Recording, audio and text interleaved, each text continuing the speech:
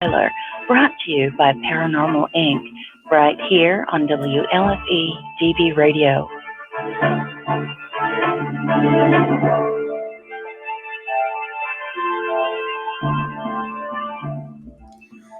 Well, hello, everybody, and welcome to episode 29 of Step Into the Paranormal. 29. 29, and it's all because of you guys. Mwah! Love you. Next one will be the big 30. By the way, I got Same age as me, 30. I got into an argument, and I lost. He's gone. He's gone. I got to show Dave how to use that beard trimmer. Yeah, no, I was going like it. Oh, damn. So, hey, I heard you got something special coming up.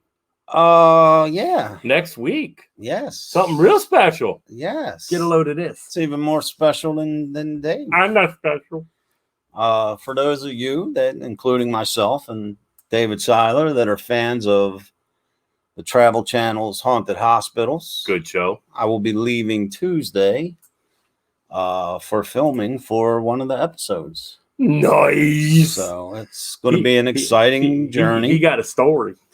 I got a story to tell. He got a story. I got a story to tell. Well, speaking of stories to tell them about the night's special guest. We have an awesome of awesomeness, a place that I am dying to go, and we'll probably end up there next Sunday. And without any further ado, we're going to add Mr. Greg O'Brien. From Fort Mifflin, Philadelphia. What's up, Greg?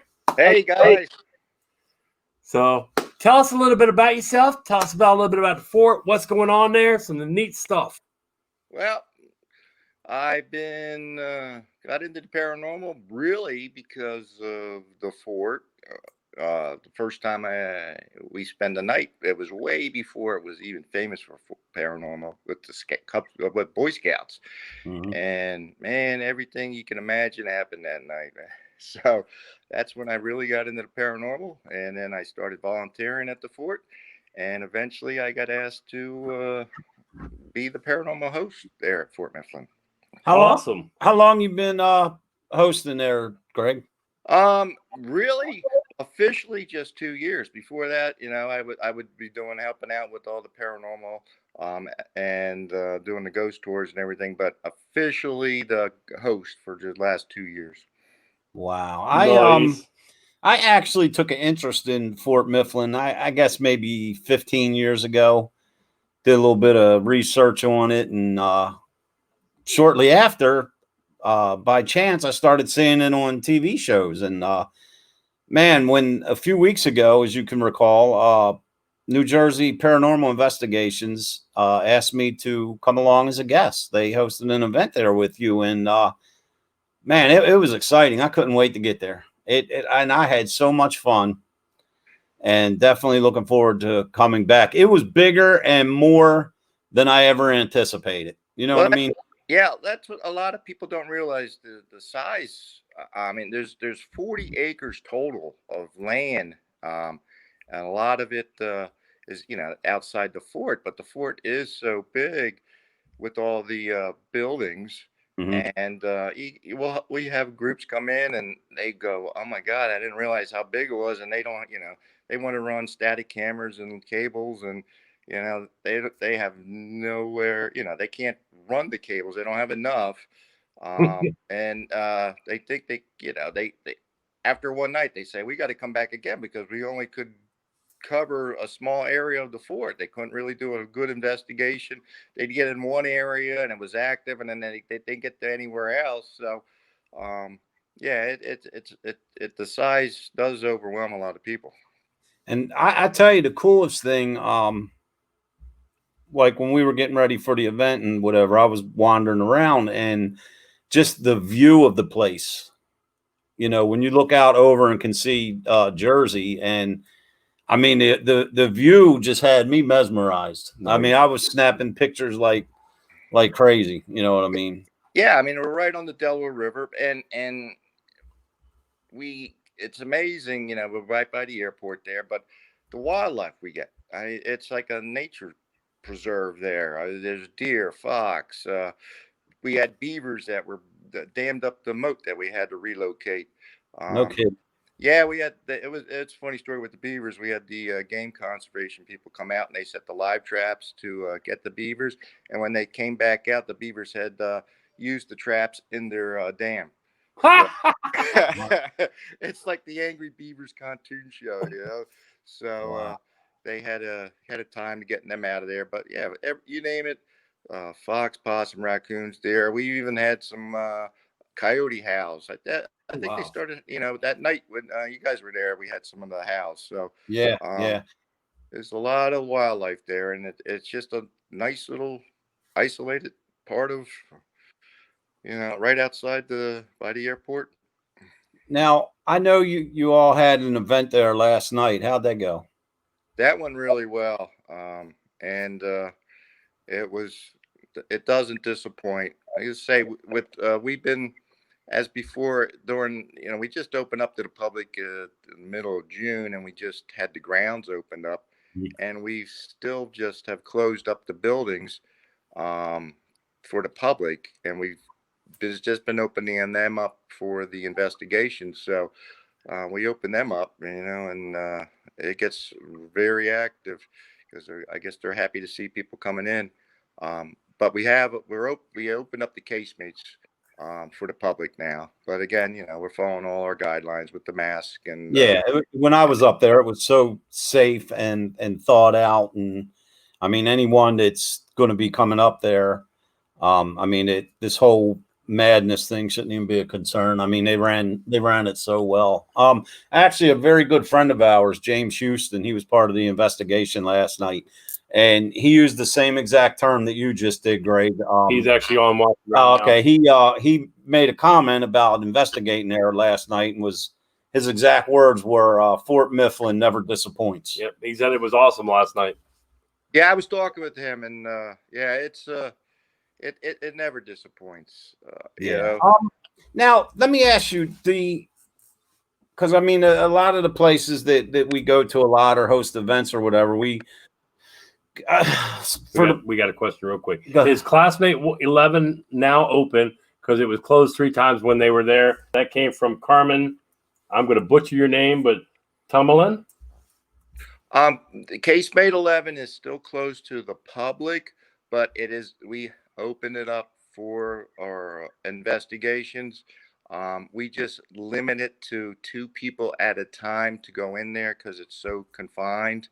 But we do open it up for the investigations. But unfortunately, for the general operating hours, that is closed to the public. So what's the difference between the general operating hours and investigation hours? Can you give people kind of a clue on that? Yeah, Wednesday through Sundays we're open to the public 10 a.m. to 4 p.m. And then when we've been having our open investigations. Our next one's October 3rd, and that's when we open up everything for the people that come to investigate, because we can, as Ernie would say, we can control the flow and we limit the ticket sales. So we have a nice manageable number. We only sell 40 tickets. And that way the fort's so nice and big and so many places to investigate, everybody can spread out really good. Nice. Let me tell you, when I went there a few weeks, I guess it's been about 3 or 4 weeks since I was there. Greg or Dave, when like when you're somewhere, you go somewhere and you meet one of your favorite stars, or you go to a rock concert and you kind of get that starstruck. When I went in Casemate 11, that's how I felt. I had I was like, all right, man, my journey's complete. I can actually go home now. So it was really cool. Myself and Michelle from New Jersey Paranormal went in there, and she took a couple shots of me in there, and it was like, all right, if anything else does not happen, my journey is complete now. I've been here. We've been getting a lot of photos from some of the people that go up there. Yeah, because we'll actually debunk them or confirm them for them, and we've had quite a few that look legit. Yeah. So it's the best way I can describe it. I mean, and like I said, I've only been there once, but it's very active yet very comforting. You never get that I don't know. It's hard to explain. But Yeah, what? you're absolutely right. It for me. It's relaxing. You get there, it's comforting. It's not like if Eastern State or something when you go there and it's just a nasty feeling. The Right. fort is for me. It's just so relaxing and it's just a great feeling. Now, what I was going to ask you, with all the people investigating it now and groups coming there or what have you, the evidence that's being collected, does it all seem to, are people capturing, like, do you think they're capturing the same spirits, or is it a variety, or what would be your opinion on that? Well, we're keeping a journal for people to document, and a lot of it is the same that's being captured. Um, but and there are, as I would call your residential spirits that Right. are always there. But as I've told people, the fort it's unique in that it has the layers and layers of the history from the laid out in 1771, and then the siege of Philadelphia, the fort in 1777, when they held off the British for 6 weeks, and you had 150 dead, 200 total, 250 dead and wounded total. Wow. And then when they were rebuilding it under John Adams, it was done during the yellow fever pandemic of Philadelphia. So the boats had to stop at Fort Mifflin before going to Philadelphia to be Right. checked, and those that were sick were pulled off. And so you had the yellow fever deaths that were happening at the fort, and it was being built, helped by the French. So we have a lot of French people get surprised when they hear French on their ITCs or Right. orders. You had the Quel est French parler un workers. peu français. Yep. I will We had, definitely have fun there. yeah, definitely. We had one night. It was great. It was a woman. And we were doing a ghost box session, and it was all French. And this woman spoke French, and the whole session was done in French. Oh, She asked Wow. nice. It was incredible. She asked for, questions in French. We got a French answer. So we didn't hook up on some French radio station. So it was Andy just Bookard says, incredible. Greg, thanks for hosting with us, NJPI, for your investigation. And hi, Ernie and Dave. Hi, back. Hello. Hey, Hey, all right, I got a good question for you, Greg. I just thought of it. I said I got a good question for you. I just thought of this. I know that people come up during daylight hours yes. to tour the fort and learn the history and see everything from that standpoint, taking the paranormal out of the equation. Now, has anyone ever come up to you that was part of a daytime tour, like there for the history and educational purposes, that possibly had a paranormal experience? We have our Revolutionary War soldier tour guide Uh-huh. that appears. And it happens during the day when there's maybe one, two, just few people and in the fort. Wow. And they will come out, they'll come and rave about this Revolutionary Soldier tour guide that would go into explicit details of the bombardment and lead them around. And we didn't have a tour guide at that time, or the tour guide was in Civil War. So that has happened quite often. Nice. Now, James is asking for you to give details about the EVP from the Arsenal. Oh, jeez, that we were sitting in the Arsenal, and the EVP came. It was like somebody spoke right into the recorder, and the response. We were asking questions, and the response was, "They are talking." Wow. Oh, wow. That And it is was very like somebody spoke. Yeah, that was it. They are talking. Like, No. so that yeah. is very cool. But yeah, I was so curious. Like, does anybody come up and just take a daytime tour and wind up, coming across something like that unexplained? That would be kind of freaky for those that that don't believe. Well, like I say, I'm planning on probably going up there next Sunday. I get my daughter every other week, so she left today, so I get her back Sunday. So I might come visit you. So, That'd be awesome. Yeah. how much is it per person to come in? It's like How much is it per head? $10, and for it's cheaper for a child. Nice.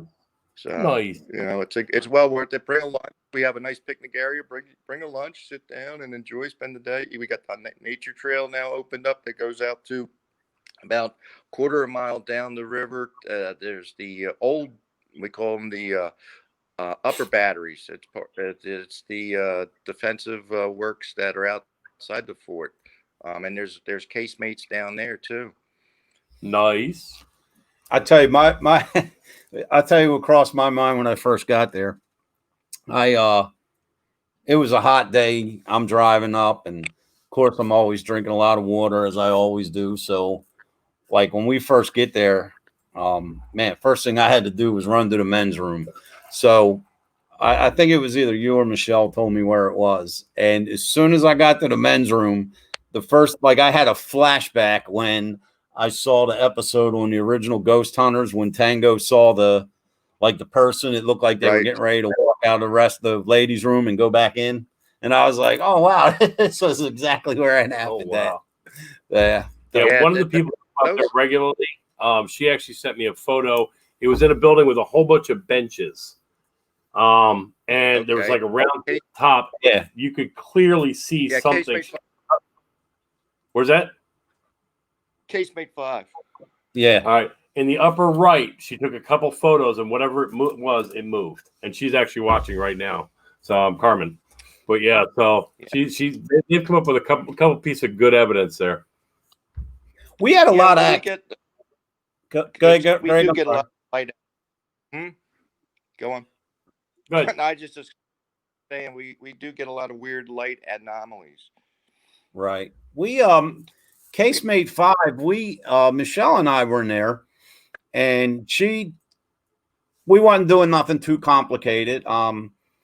She had I think a REM pod set, something, REM pod maybe, and she was doing some EVP work. Well, we were the only two in there, and then two of the guests came in and asked if they could join us. So of course, we said sure. And one of the ladies, she did like an EVP burst session, and it wasn't scary, but she was asking questions, and we got one of the most clear Class A EVPs I've ever heard. This lady captured a lady's voice, sound like an older lady, said, "Get out." And she didn't say it threatening. It wasn't nothing, but it was just a nice get out. Mm-hmm. So I immediately said, hold the phone. And I run into where our equipment is, and I start running the Phasma box. And I mean, just the intelligent responses we were getting was incredible. But what I did was, since we were getting such clear responses, and there were a lot of people there that was new to the game, so I didn't want them to think there was any shenanigans. So basically what I did was I had one of Michelle's daughters step out of Casemate 5 with me, and I asked her for a 2-syllable password. And she gave me a 2-syllable word, and I wrote it on my phone, and I told her to go back in. So before I enter Casemate 5, very politely and hoping they were listening, I said, "Hey, whoever we're communicating with, this is the word that Macy gave me. Could you please tell our guests what this word is when I ask?" So I walked back in, and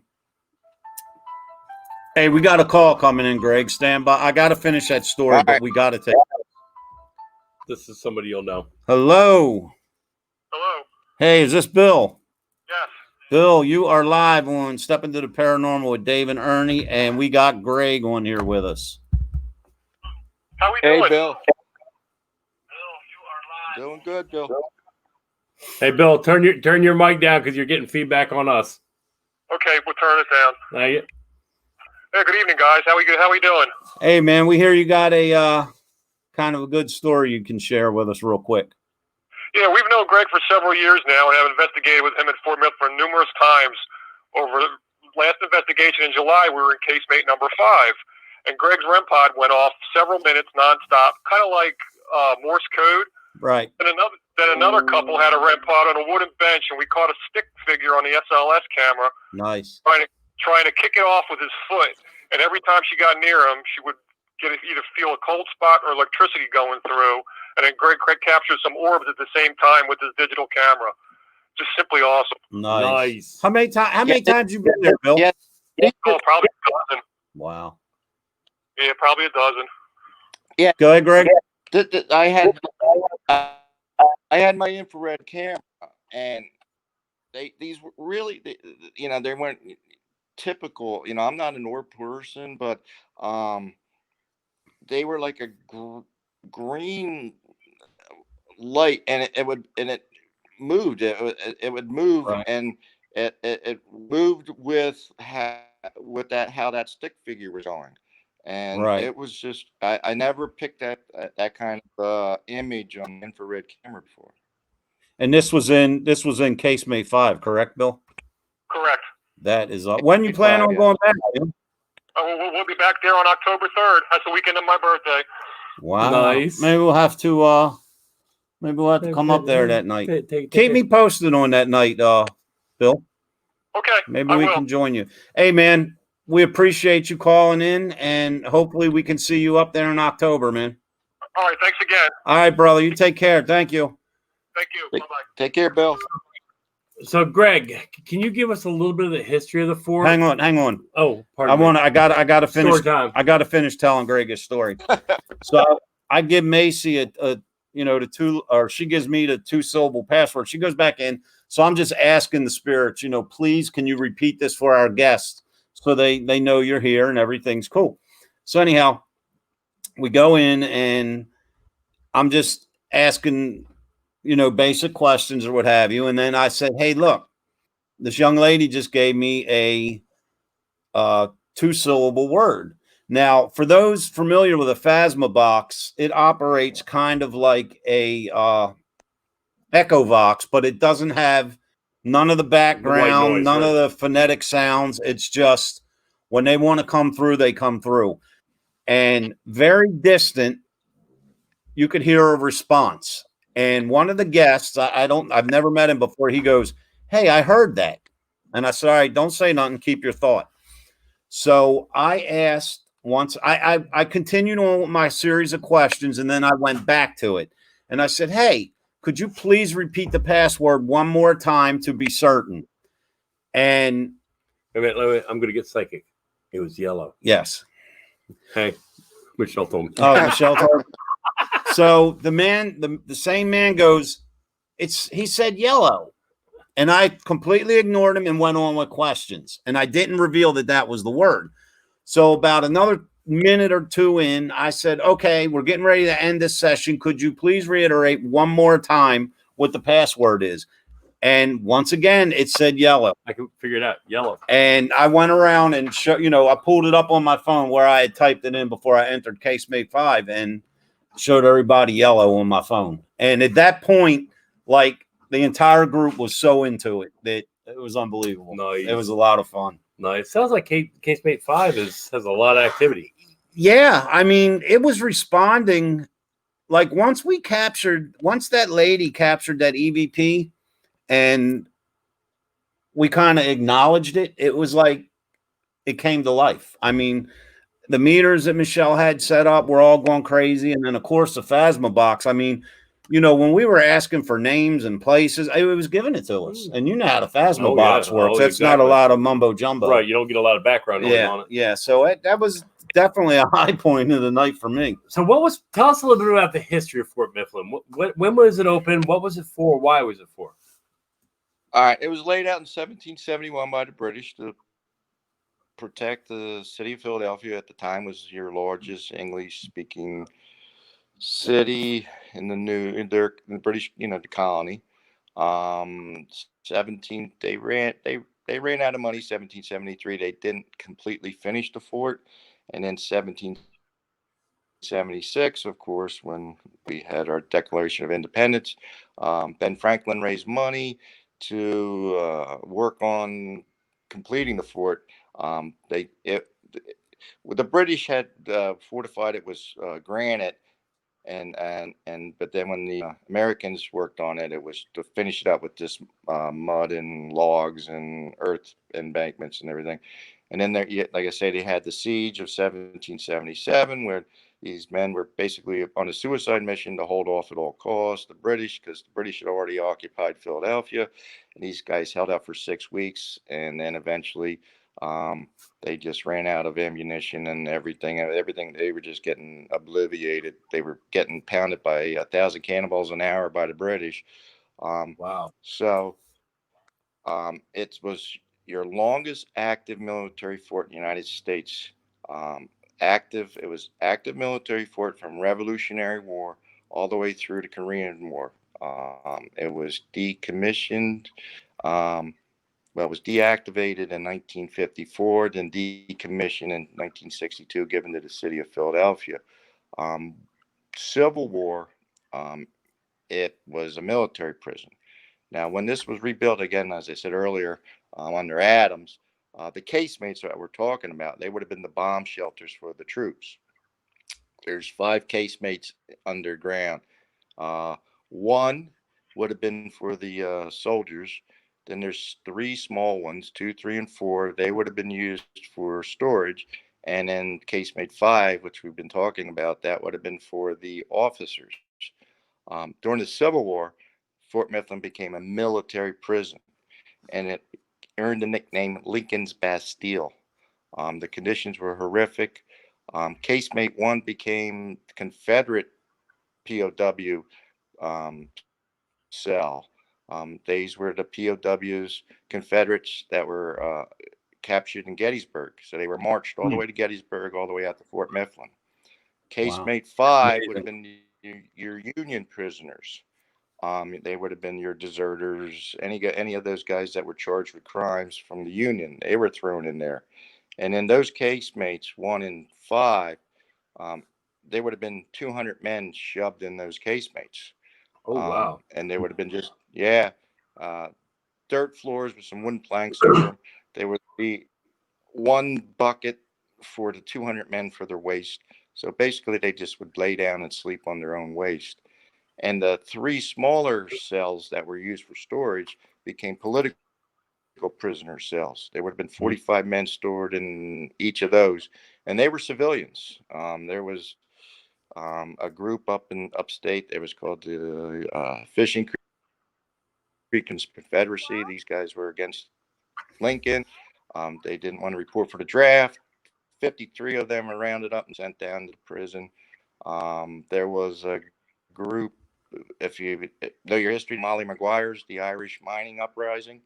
40 of them were sent to the fort. And then there was also some Knights of the Golden Circle that were discovered that were thrown in the fort. So Civil War, it was just brutal. The conditions were horrific. So there was a lot of deaths during that time. And then World War I, it was munitions storage. World War II, it was an anti-aircraft. Guns were installed to protect the Navy Yard. And then Korean War, it was used for just storage for supplies for the Philadelphia Navy Yard. So that's the history of it. And like I say, the layers and layers of the history, and the layers are layers of death at the fort. Right. Really makes it unique, that I think. Now, we have a question from one of our viewers. Is there a story about someone named Bernard and that he hated women? That's from Carmen. Well, Bernard, that would have been like Devlin. He would have been him and a soldier named William Howe. They were 2 that we know of that were kept in casemate 11, which would have been the solitaire. That's basically a hole in the ground. These guys were just thrown in there. So yes, he had written his name along with William Howe on the walls of the cell, and he seems to be the most ornery one. I like that word, ornery. That's what my grandmother used to call me when I Yeah, I was gonna say I got that one too a few times.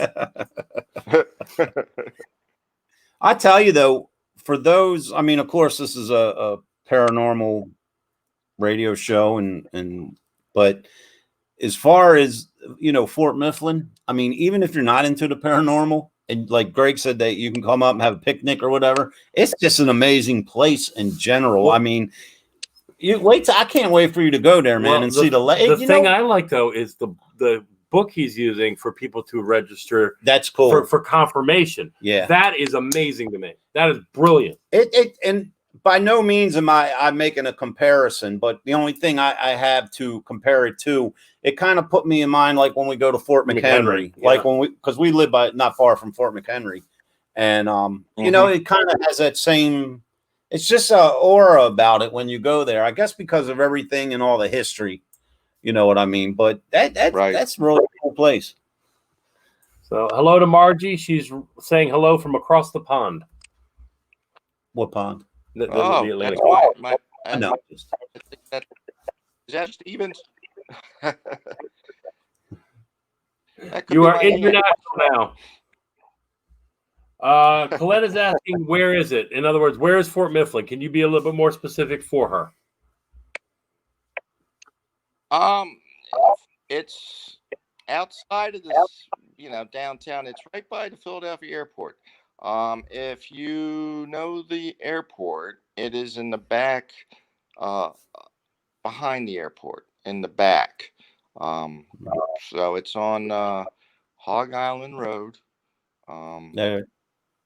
So Pennsylvania. You can get off of I-95, and you get on Hog Island Road and swing around, and we're in the back there. Yeah, because away from everything.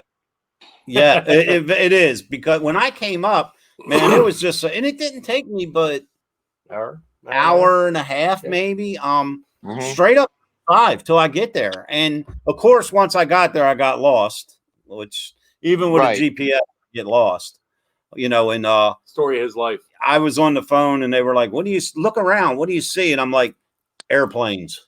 I'm looking at Federal Express airplanes. I think I went too far. Yeah, but when you passed it, yeah. The little road you take, like to go back to it, you would never realize that Fort Mifflin's back there. I mean, it's so secluded. It gives it that whole feel about it, man. I loved it. Nice. Can't wait to come back. Hey, we want to give a shout out. It was an island. It was an island? It was built on Mud Island. So, and then they backed it up over years. So that's really one of the reasons that, nice and little secluded back there. Right. Hey, we want to give a quick shout out to our friend Kim. You remember Kim? We met at the Roundhouse Paracon back in 2017. And she joined us for this. So thanks for watching us. Hopefully we can come back to the Roundhouse soon. Greg, what you got any good events coming up at Fort Mifflin, or what's going on up there, man? Well, our next open investigation, as I said, is October 3rd. And then we start in with our Candlelight Ghost Tours. And October 24th, we have our Sleep with the Ghost program. That's already sold out. Wow. A lot of fun where, people can come and spend the whole night if they choose to. What so the Candlelight Ghost Tour? Really the Candlelight Ghost Tour. That sounds pretty intriguing. We just the fort's just lit with candles, and the guides, we walk around with our lanterns, and we walk around and tell the ghost stories, that all of us have either experienced or that's been documented repeatedly, and that we can tell. And a lot of these stories, we encourage people to take pictures, and people capture quite a bit of evidence by just taking their pictures. Last year I had with the fort being military fort, you had families, you have wives and children, and it's documented women and children died at the fort. Oh, wow. So I had this one group, and it was two younger boys. We don't have anything jump out or anything like that. It's just a nice family oriented walk and just telling the stories of the our ghost at the fort. And as I'm walking in, I actually saw two little kids running around, and these are Wow. a little brother and sister that like to play games. At they're both ghosts, but they like to hang out and play games. And I didn't say anything, so I got the group, and we stopped, and I started talking, going over a little background of the fort and everything. And I asked, "Is there any questions?" And this one little boy raises his hand, and he asked, "Did any children die here at the fort?"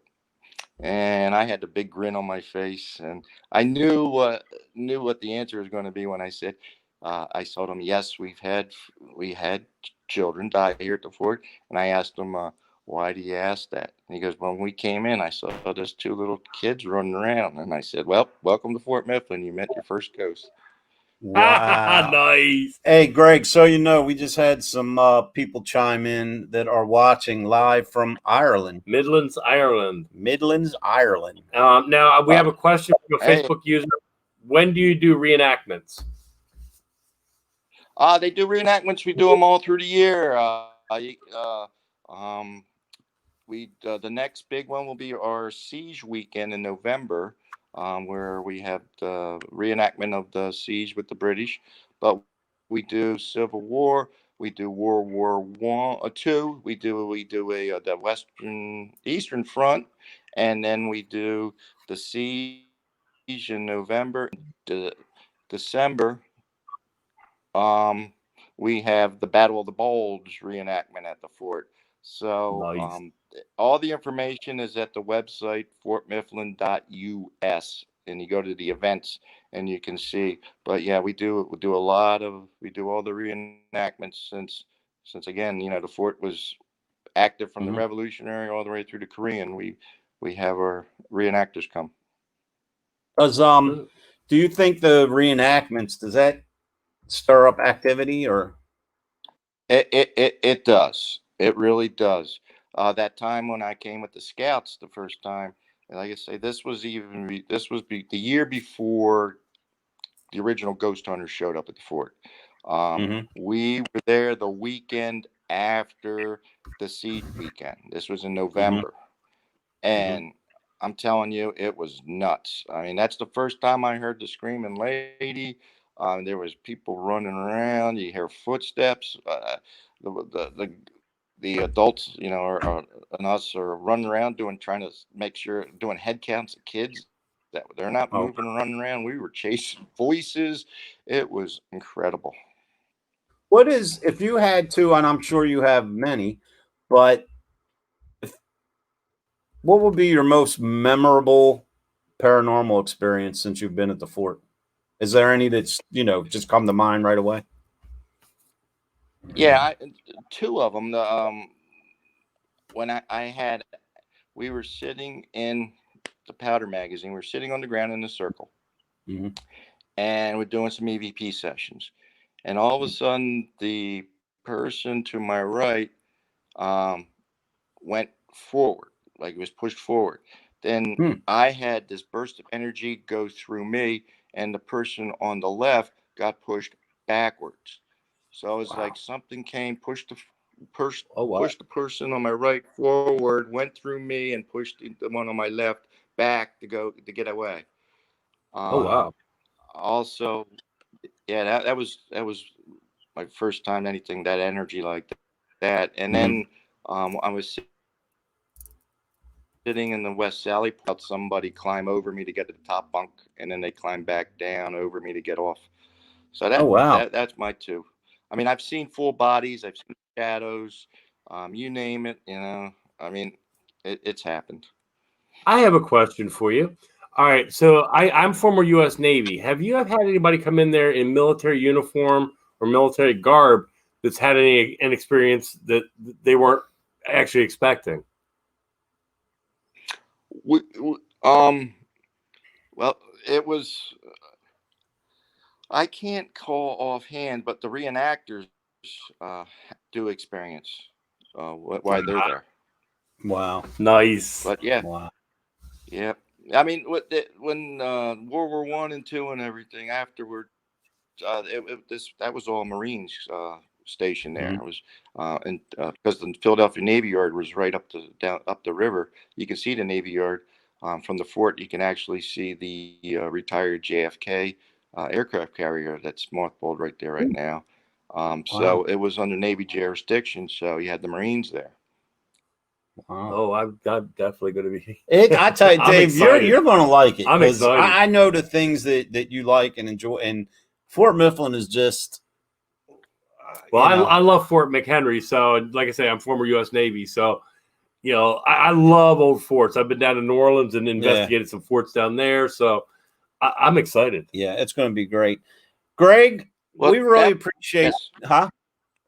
Good. Go ahead. Oh, I was just going to say, maybe the Navy Yard. You can go up and tour the Navy Yard. And mothball fleet's up there too, so that's a great There you place. go. They still have the all the old buildings up there, and you can tour around the Navy Yard. Nice. Now, if I came up during the daytime for just one of the daytime tours, can I bring equipment with me and play around a little bit? Sure, we let people do that. Just come in, set up equipment, and go. Because during the week we don't get a lot of traffic, so it's perfect. Nice. Nice. Nice. We're going to have to take a trip up there. So just have some fun. Greg, we really appreciate you spending an hour with us on a Sunday evening. Most definitely. And we will Wow, definitely. already an hour? It's just almost. Yeah, we're coming up on. We're at 45 minutes now, and we have a little bit of work to do on the back end. You know what I mean? We will definitely be in touch. And before you go, please, once again, tell everybody how they can arrange to come up there. What do they need to do? Yep. Well, as I said, our website is www.fortmifflin.us. You can go on there to see about the all our events. If you're a paranormal group that wants to come, you can get it. The information is there. If you want to come and spend the night, investigate, or half the night, we offer both overnight or half the nights. And all the directions are all listed there, and everything you need to know will be on the website. Very cool. Very cool. I just popped it up into chat. So Wendy says, awesome interview. Thanks, guys. So you are very much appreciated. And I hope I will be seeing you Sunday. And Greg, any evidence that you get or any of your let me know if you come up. Definitely. Any evidence that you get or any of your guests get, please post on our Paranormal Inc. page so everybody everybody can see it. There's a lot of people hitting me up over the past few days that we're really looking forward to absolutely your stories tonight. Yeah, any evidence you get whatsoever, if you want to point people, say, hey, look, pop it up at Paranormal Inc. on Facebook. We'll accept them as a friend, and we'll make sure that we show the love.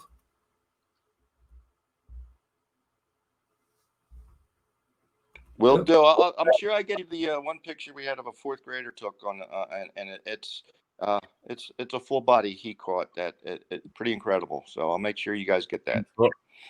Thanks, man. Awesome. Greg, thank you again. Thank you. We'll God be bless, in touch. God love. Be safe. All right. See ya. Thank you so much. He is an awesome. You're gonna like it there, man. Dude, I'm excited. As soon as I got there, as soon as you park and you walk the path, it's like a stone. I don't want to say a brick, but like you walk under. Okay. And you can just feel the energy. Nice. And I'm not a person that feels stuff, you know what I mean? And you can just feel when you walk in there, man. It's like you're stepping back in time. I'm gonna definitely have to take my case with me though. But, you want to explain our wardrobe this evening? All right, so we have a wonderful young lady, Jody Nettles from SOS Team Paranormal Camp, and actually, why don't you call her up? Why don't you get her on real quick? Hey, Jody, we're calling you. But yeah, definitely. we let's see, Jody, when I finally book your overnight, you guys are invited. Oh, I love you. So, Oh, here we go. bring bug repellent. Jody, we're calling you now, honey.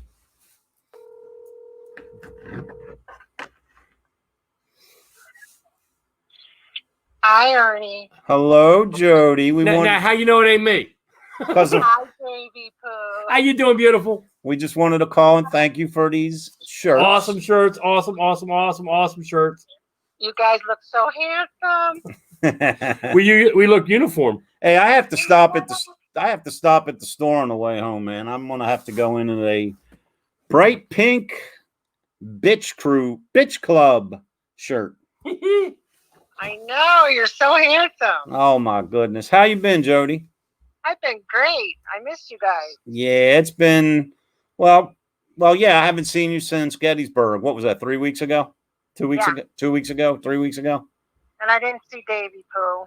Yeah, you know how Yeah, I got some weird things going on here at the house. And you know how Dave is. Some things. So, but you know what? I missed you guys. I know. We had fun though. Yeah, I heard Fane and Well- Goat had fun too. Yeah, we had a good time. When we do the Fort Mifflin overnight, you guys are definitely invited. Yeah, Oh, let us know, Jody. I will. All right, we're not going to keep you. We just wanted to thank you. I appreciate it. Now you're official. We are. I tell you, man, I'm in all these. Beside Paranormal Inc.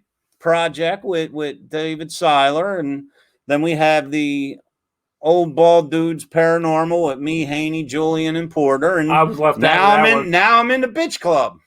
That's not my fault. That's not my fault. You're not bald. Shave your damn head. I got summer hair, some there. Mm.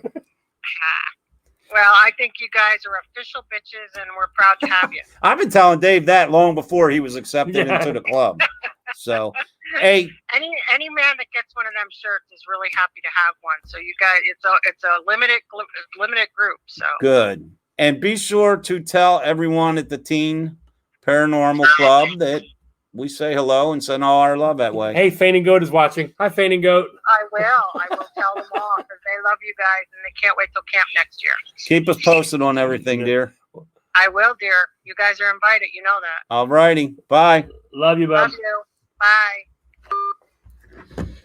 So basically, it's I'm excited. I really want to go there.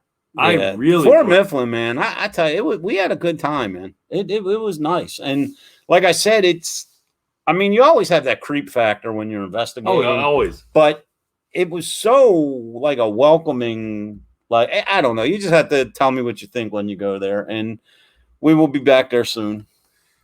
One other thing too, pretty important. You see, we've been posting with Tori Smith about the Paranormal Relief Project. Yep. Well, good news. Halloween night. The tickets, you can start reserving your tickets for the Paranormal Relief Project. They are free. But we will be checking to make sure you're first responder, frontline worker, all that good stuff during this pandemic. They will verify it because this is free to the first responders and doctors, nurses, paramedics, fire, ambulance, police, and the amount of locations. I mean, every day is growing. Everybody's participating in this. So no matter where you're at watching us or listening to us, there's going to be a location that you can get to. Trust me. Dave and we're fortunate enough. We're going to be at Malvern Manor in Iowa with Tori. And, of course, with Mr. Josh Hurd, who was on our last episode when Dave's house came to life. Yeah. So, yeah. So, just an update to it. The issues have died down. We've heard a couple knocks, a couple voices still, but the cabinet's actually stopped opening at this point. When Ernie and I did the investigation, we put a name to what was going on, and it seems to be correct at this point. I went as far as with my daughter and one of her friends over here today, and we got a little bit of REM pod activity, but nothing to really speak of. I tell you, I think, and Dave and I spoke about this before we investigated it, and it kind of brought some validation. Dave had some things going on, not paranormal, I mean normal things. Yeah, life. And the activity kicked up. And I put a lot of thought into it. And the conclusion we come to at this point is we do believe it was somebody just trying to get Dave a message or look out for him. And once we validated that and basically said, hey, we're on the same page with you, we got this. It's because even during the investigation, when we gave confirmation to whom it was we felt we were speaking to, right, everything went dead. Everything went dead. Everything went dead once we, acknowledged it. And so we've had a couple knocks and confirmation of knocks. Come over to our podcast. We would love to. Who's that? Let me figure that out. That's Brent and Emma. Brent and Emma from United Kingdom. Yeah, UK. We would Yes. love to. Brent and Emma, they was on our show a few months ago. They are a couple. They're doing very well in the United Kingdom in the paranormal field.